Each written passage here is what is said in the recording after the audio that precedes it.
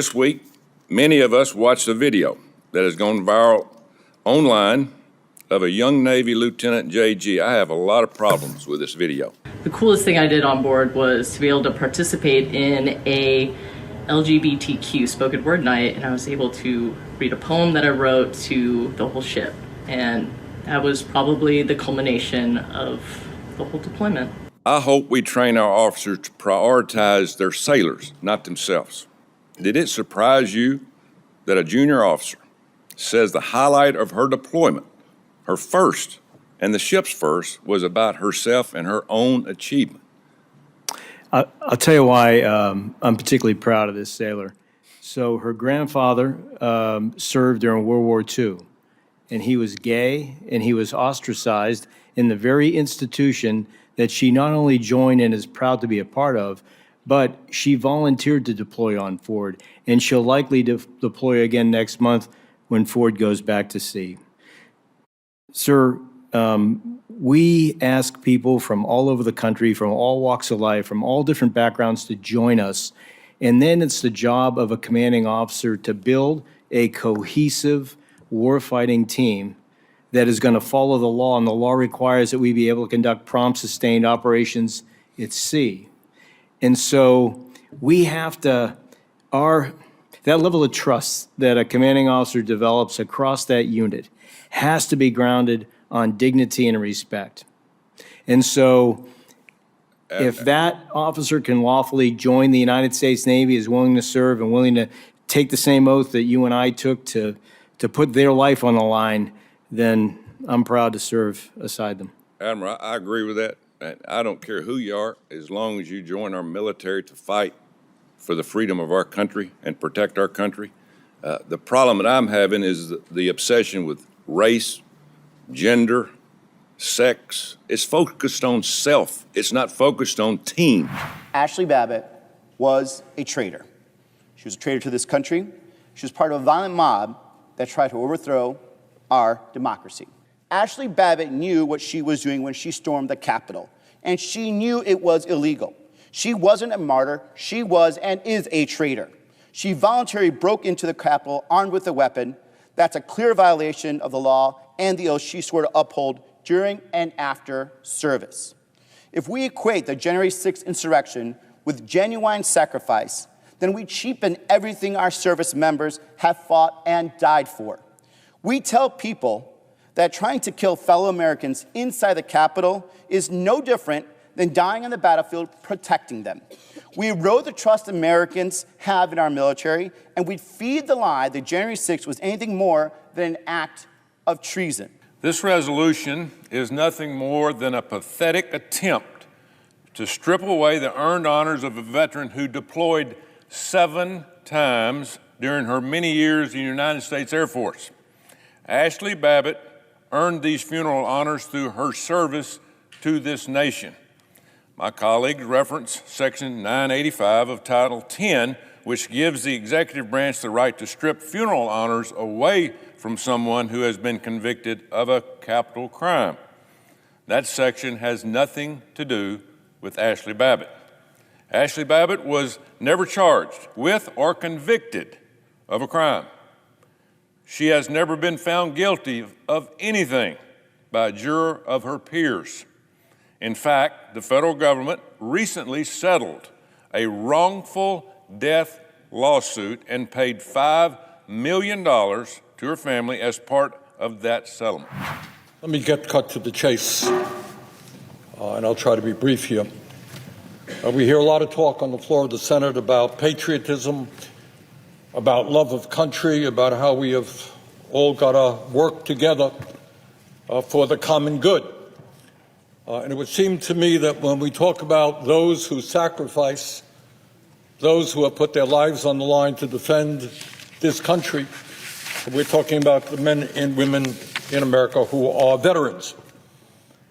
And yet, what we have seen in the last month from the President and from Elon Musk is a chainsaw approach to essentially destroy the Veterans Administration. And that is, there are plans afoot, public, no one is debating the numbers, they want to fire 83,000 employees. And when you fire 83,000 employees, nobody believes that anything else will happen but that there will be a deterioration in the quality of health care that our veterans receive or a delay in the benefits that they have earned. Now, I've heard criticism of the VA. VA is the largest healthcare system in America. Is it perfect? Absolutely not. Does it have its problems? Of course it does. But compared to what? Compared to the American healthcare system, which is the most expensive in the world, a system in which 83 million Americans are uninsured or underinsured, where 60,000 people die each year, where we have the lowest life expectancy of any other major country on earth. So no, the VA is not perfect. It needs improvement. But I will tell you that in the state of Vermont, I talk to a lot of veterans. I'm the former chair of the Veterans Committee, and I have the honor to talk to veterans of Vermont and all over this country. And in Vermont, what they tell me, there is enormous pride in the quality of care that they get at the VA Medical Center in White River Junction, Vermont, and as well in the community-based outreach clinics that exist all over our state. And I expect, with some exceptions, that is true all over the country. Bottom line is, veterans appreciate the care that they get at the VA. Want it improved, but they appreciate it, and they do not believe that there should be massive cuts to the Veterans Administration.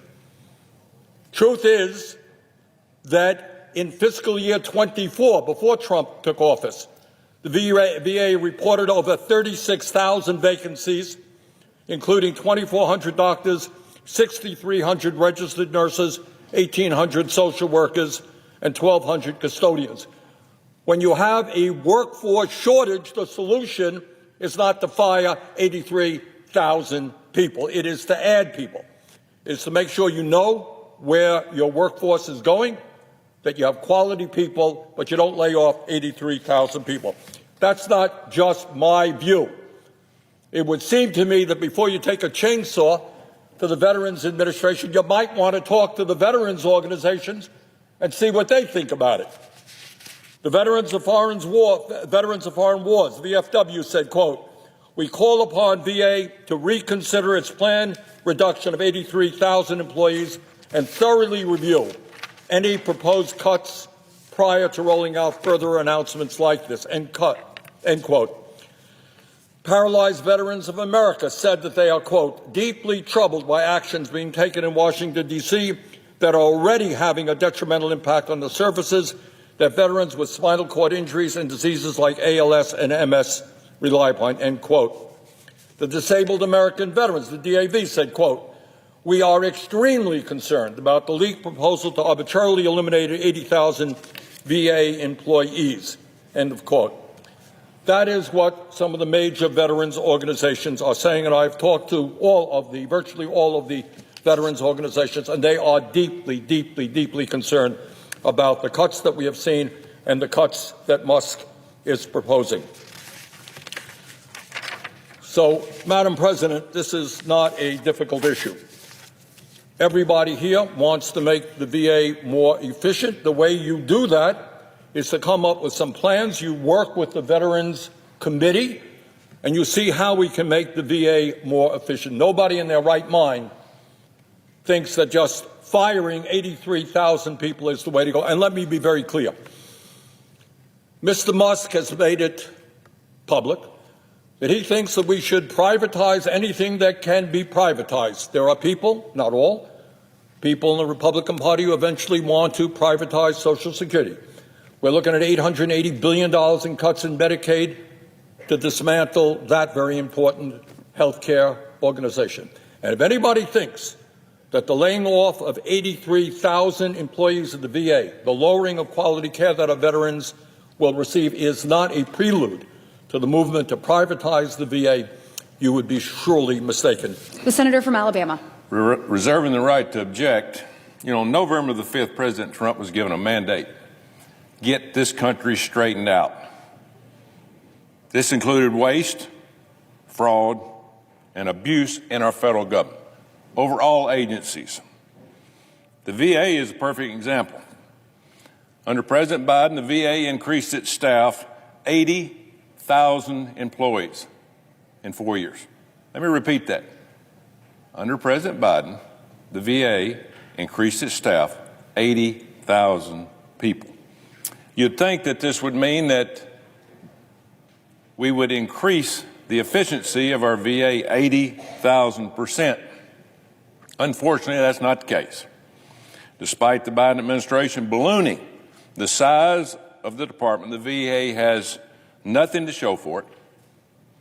In fact, wait times and backlogs have gone up. Hadn't worked. So these cuts are not warranted. They are completely necessary. By reducing the number of employees, these savings can be redirected to actually providing veteran health care and benefits while still protecting VA's mission of critical jobs like doctors, nurses, and claims processors. Do the job it was meant to do. And phasing out non-mission critical jobs like DEI officers and interior designers, for just a few, is necessary to get this job done. Now, I don't want to oversimplify this. I know these problems at the VA exist. They always have existed. Since 2015, the VA care has been on the government accountability list. High risk. That means it's being audited. Are they doing their job? Not very good reviews. We have to do better for our veterans. I come from a military family, spent many hours in the VA. Some are good, some are not so good. Let's stand up for our veterans. The VA challenges across the board, from overseeing simple things like safety and access of care, are essential. And it's not by having more people, it's by having better people. The VA is not supposed to be a massive bureaucracy. That's not what it was meant to be. It was created to serve our veterans. This resolution being put forward would directly prevent President Trump from carrying out his mandate that the American people gave him. American people have spoken, and the days of business as usual are over. The VA is going to get better. For these reasons, Madam President, I object. Objection is heard. Madam President. The senator from Vermont. I am not aware that in the so-called mandate of President Trump, and by the way, he got millions of votes less than Joe Biden got 4 years previously, I don't recall that during the campaign, Trump went around the country saying, hey, elect me, I'm going to lay off 83,000 workers at the Veterans Administration. Yes, we all want the VA to operate more efficiently. But the idea that you can lay off 83,000 employees and make that happen is absurd. The truth is, again, before Trump took office, we had a significant shortage in the number of doctors, nurses, mental health counselors, and other practitioners. So it is disturbing to me that anyone who claims to be supporting veterans in this country and the sacrifices they have made would object to this amendment, this resolution. And with that, I would yield the floor. I was there on January 6th, as so many of my colleagues in the House and Senate were. I remember hearing the pounding on the doors of the House chamber, seeing my colleagues barricading the doors with furniture to stop the insurrectionists from breaking in and disturbing and stopping democracy's day. I remember looking around, thinking about my family, and seeing the mob and what they were willing to do. Ashli was leading the pack. She carried a Paraforce knife, a weapon. She pushed to the front of the crowd, ignored repeated orders from Capitol Police to stop, and she pushed through a locked door and barricaded door, and she was part of the mob that smashed through the windows in the Speaker's lobby. And then she tried to even force her way in. She didn't die protecting our country. She died trying to tear it down. Military honors are sacred. They are reserved for the men and women who swore an oath to support and defend the Constitution and the rule of law, and actually live up to it.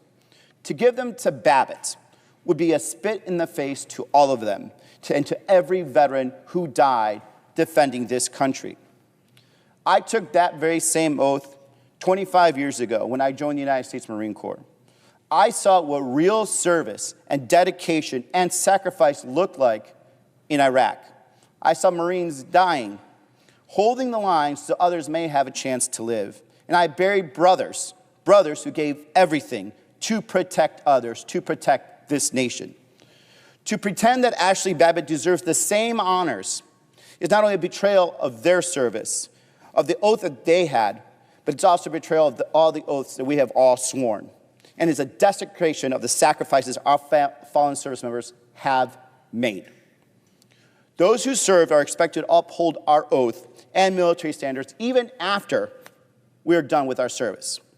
If you violate the law and betray the oath, you forfeit honors. And that is why I am outraged that the Air Force plans to grant military funeral honors to Ashli Babbitt, the traitor. She did not die protecting Americans. She died betraying the Constitution of the United States. Her actions disqualify her from receiving military honors, and this Senate should go on record making that clear. So let any Republican come down here and explain why someone who stormed the Capitol and tried to overturn our democracy deserves the same honors as those who have fought and died to defend it. Because I'll tell you the truth, she doesn't. She is a traitor, and we all know it.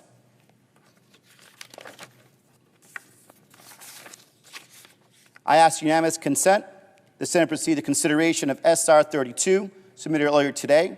Further, I ask unanimous consent that the resolution be agreed to, the preamble agreed to, and the motions to consider be considered made and laid upon the table with no intervening action or debate.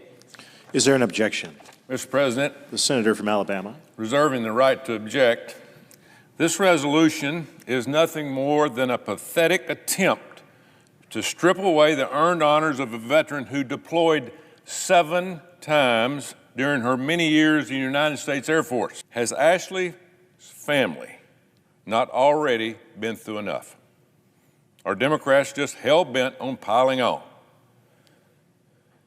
Unfortunately, Ashli is not with us any longer, so this petty resolution would serve no other purpose than to punish the Babbitt family. It's disgraceful and it's un-American.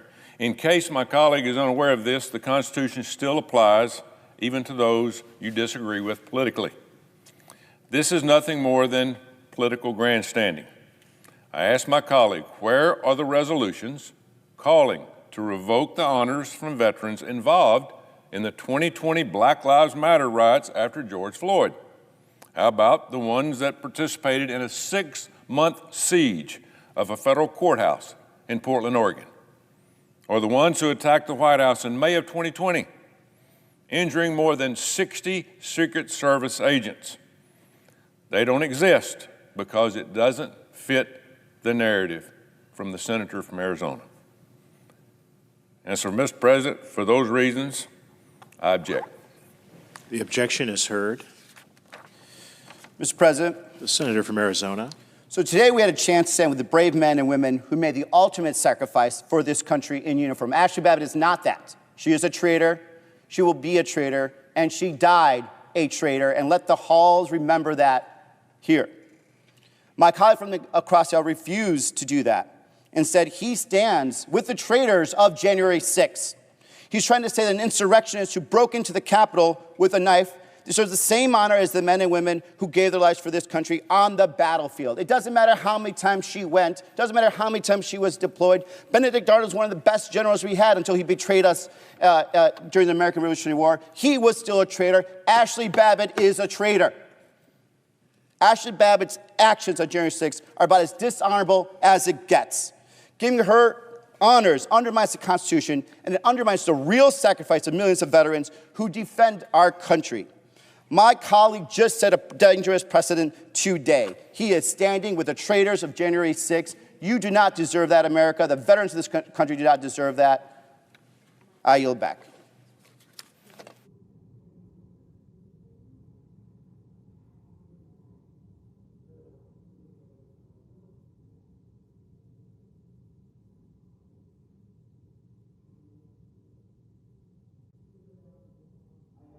Ms. Consent, the quorum call be dispensed with. We are not in a quorum call.